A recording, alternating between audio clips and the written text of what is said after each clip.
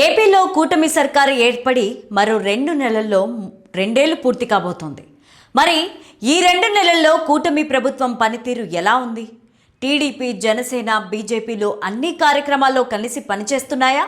ముఖ్యంగా చంద్రబాబు, పవన్ కళ్యాణ్ల మధ్య గత 2 ఏళ్లలో ఏవైనా విభేదాలు వచ్చాయా? ఎన్నికల ముందు ఇచ్చిన హామీలన్నీ నెరవేర్చారా?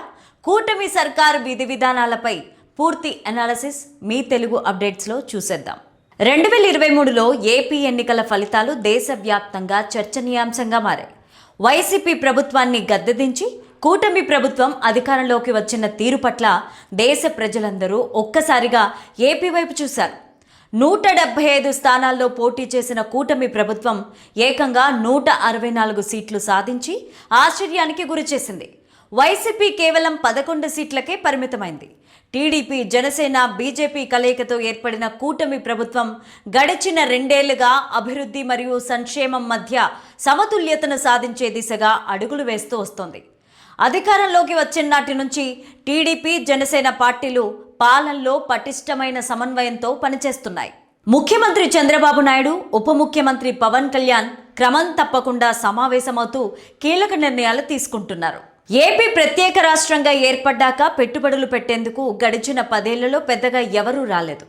కూటమి ప్రభుత్వం పెట్టుబడులను ఆకర్షించడంపైన ప్రధానంగా దృష్టి సారించింది. 2025లో జరిగిన సదస్సుల ద్వారా సుమారు 11 లక్షల కోట్ల పెట్టుబడులకు సంబంధించి ఎంఓయూలు కుదుర్చుకుంది.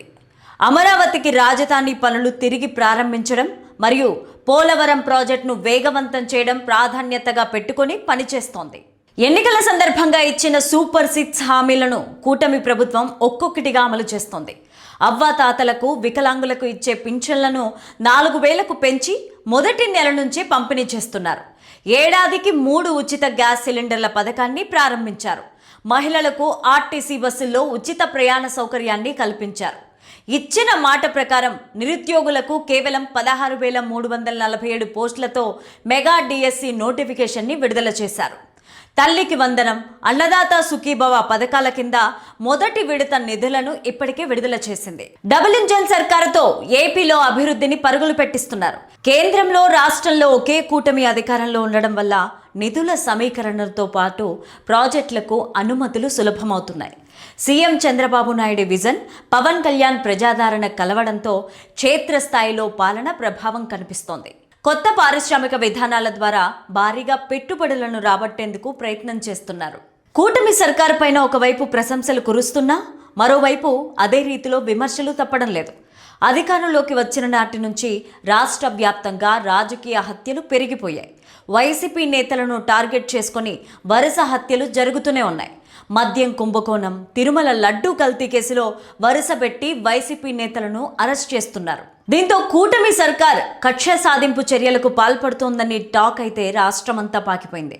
అంతేకాకుండా గత ప్రభుత్వం నుంచి వచ్చిన అప్పుల భారం వల్ల సూపర్ 6 వంటి భారీ ఖర్చులతో కూడిన హామీలు అమలు ప్రభుత్వానికి సవాలుగా మారింది. కొన్ని పథకాలు ఇంకా పూర్తి స్థాయిలో అమలు కాకపోవడంపై ప్రతిపక్షాల నుంచి విమర్శలు కూడా వస్తున్నాయి. టీడీపీ, జనసేనల మధ్య మొదటి సంవత్సరం ఎలాంటి విభేదాలు లేకపోయినా గత సంవత్సర కాలంగా విభేదాలు మొదలయ్యాయని టాక్ వినిపిస్తోంది.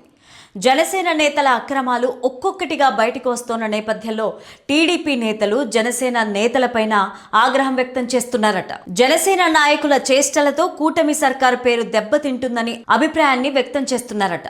సీఎం, డిప్యూటీ సీఎంల మధ్య మంచి అనుబంధమే ఉన్నప్పటికీ జనసేన పార్టీ నాయకులు చేస్తున్న పనులతో కాస్త దూరం పెరిగినట్లుగా వార్తలు వినిపిస్తున్నాయి.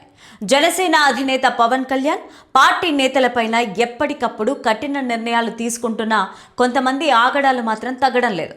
కూటమి సర్కారుకు ఇంకా 3 ఏళ్ల సమయం ఉండడంతో వీటన్నింటినీ దాటుకుంటూ ఎలా ముందుకు వెళ్తుందా అని అంతా అనుకుంటున్నారు. ప్రభుత్వం పైన వస్తున్న విమర్శలను తట్టుకొని రాబోయే రోజుల్లో కూటమి సర్కార్ ఇంకా ఎలాంటి అభివృద్ధి కార్యక్రమాలు చేస్తుందోనని అంతా ఇంట్రెస్టింగ్గా వెయిట్ చేస్తున్నారు.